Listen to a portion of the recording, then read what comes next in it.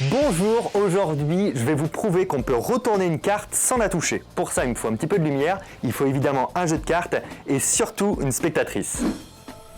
Je suis justement avec Anne-Laure. Ça va Anne-Laure? Salut Fabien, Merci d'être là. ça me fait très plaisir. Anne-Laure, c'est la rédac chef de notrefamille.com. Et Anne-Laure, aujourd'hui, je vais te parler d'un grand mystère chez les magiciens.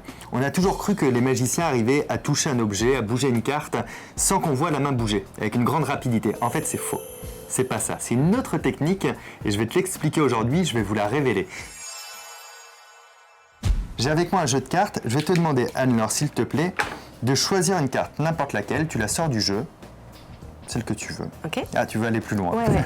Tu sors la carte, la retourne Merci. pas, faut pas que je puisse la voir. Maintenant que j'ai la tête cachée, tu peux la retourner et la regarder. Ça va. C'est bon? Tu me dis, tu la fais surtout pas voir à la caméra, hein, tu la gardes Rien bien pour du toi, tout. c'est bon? Ok. Alors, je vais la remettre dans le jeu, à peu près dans le milieu du jeu. Regarde bien, je la place comme ceci. Je ne touche à rien, elle est bien rentrée. Ouais. C'est toujours bon? Ouais. Comme je t'ai expliqué, c'est pas la main qui bouge pour les cartes. C'est l'ombre de la main qui travaille. C'est un grand secret que je suis en train de te révéler. Hein. Tu sens que je suis un peu sceptique. Mais regarde, tu veux tout de suite être convaincu. Si je place ma main là, on voit l'ombre apparaître sur le dessus du jeu. Regarde, il suffit juste que j'attrape ta carte, que je la retourne et que je la replace. Et elle s'est retournée physiquement dans le jeu parce que c'est mon ombre qui fait ça, qui travaille. Tu dis oui, mais je te sens complètement sceptique en fait. J'attends de voir la suite. C'est ouais. ça, tu me crois pas du tout. Mais les gens soupçonnent pas la puissance de mon ombre. Je vais te faire voir réellement, je vais te le prouver, je vais leur prouver à eux aussi. Quelle carte tu avais choisie, s'il te plaît? Le 10 de trèfle. Le 10 de trèfle. Et regarde, si je vais bien dans le milieu du jeu, il y a une seule carte qui s'est retournée. Une seule carte. Et entends la tienne, le 10 de trèfle évidemment, parce que mon ombre ne se trompe jamais. Ah, bravo Fabien. Bon ben là j'aimerais bien comprendre quand même comment t'as fait. Tu veux comprendre? Ouais. T'aimerais le refaire? Ah bah si je peux le faire moi. Toi, tu peux le faire, tu peux le faire, tu peux vraiment le faire parce que je vais te l'expliquer et surtout, je vais vous l'apprendre. Pour réussir ce tour, vous allez commencer par préparer secrètement le paquet de cartes. Vous allez sortir le jeu et retourner la dernière carte du paquet à l'envers. Vous replacez l'ensemble dans le paquet. Le spectateur ne doit jamais savoir que la dernière carte est retournée.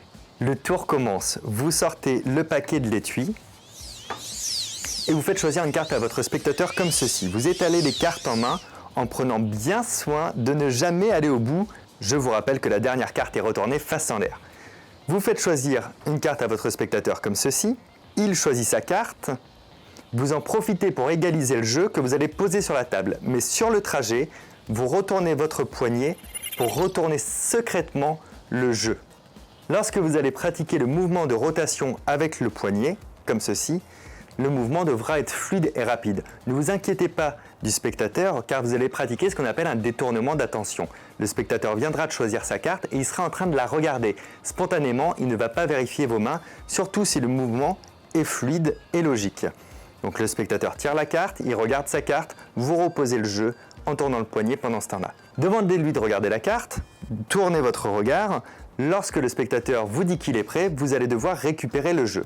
Attention à bien le tenir fermement et à venir le placer en main, tout en faisant très attention puisque je vous le rappelle, la première carte est retournée par rapport au reste du jeu. Vous placez la carte du spectateur dans le milieu du jeu délicatement, dans le même sens que la première carte. Donc pour rappel, vous avez la première carte face en bas, la suite du jeu est face en l'air, la carte du spectateur face en bas et la suite du jeu face en l'air. Il y a par contre une autre solution alternative pour remettre la carte du spectateur dans le paquet, sans toucher le paquet, du moins sans le prendre en main. Vous prenez la carte du spectateur, de la main droite, de la main gauche, vous tenez fermement le paquet. Je vous rappelle que seule la première carte est face en l'air, c'est une illusion. Vous maintenez fermement le paquet et vous venez replacer délicatement la carte du spectateur à l'intérieur. C'est un mouvement plus compliqué mais plus bluffant puisque vous ne manipulez pas réellement le paquet. Quelle que soit la méthode que vous avez choisie sur les deux méthodes, à ce moment-là du tour, vous avez le paquet en main. Je vous rappelle rapidement, vous avez une carte en bas, les autres en l'air, la carte du spectateur en bas et encore d'autres cartes en l'air. Vous allez devoir pratiquer votre deuxième détournement d'attention. Malgré le fait qu'il ait l'air plus compliqué, il est en réalité beaucoup plus simple. Tout d'abord, vous allez laisser retomber votre bras le long de votre corps avec nonchalance et simultanément, vous allez regarder votre spectateur dans les yeux. Durant quelques secondes, il va se sentir obligé de vous regarder dans les yeux. C'est un détournement d'attention naturel, parce que quand on parle à quelqu'un, on le regarde dans les yeux. Durant quelques secondes, vous avez tout le temps nécessaire pour retourner votre poignet et le poser sur la table, qui est l'objet de la deuxième manipulation, retourner une nouvelle fois le poignet pour reposer le paquet sur la table. Techniquement, le tour est presque terminé, vous allez pouvoir faire la mise en scène de l'ombre. Alors, vous placez votre main en fonction de la lumière pour avoir l'ombre projetée sur le paquet. Si vous n'avez pas assez de lumière pour faire ça, ou si ce n'est pas possible, vous pouvez trouver autre chose. Par exemple, vous pouvez claquer des doigts sur le paquet en disant une formule magique. Vous pouvez aussi jouer avec votre main à la passer comme s'il y avait des ondes qui étaient en train de se créer, de retourner l'une des cartes du paquet. L'important, c'est de trouver une astuce magique, un prétexte magique pour justifier le fait que la carte se retourne toute seule. Pour terminer, vous reprenez le paquet. Attention à bien le serrer lors de votre prise pour pas qu'on voit la carte retourner du dessous. Vous demandez la carte à votre spectateur. Une fois qu'il vous l'a dit, vous étalez le jeu en prenant soin de ne pas aller jusqu'au bout, mais bien de vous arrêter à la carte du spectateur retournée. Vous la posez sur la table et c'est bon, le tour est terminé.